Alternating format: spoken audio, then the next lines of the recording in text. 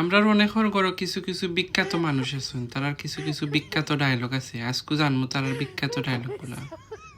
জীবনে মনে হয় কোনো বালা একটা কাজ করছো, এর লাগে আমার লাখান একটা বালা মানুষ পাইছো।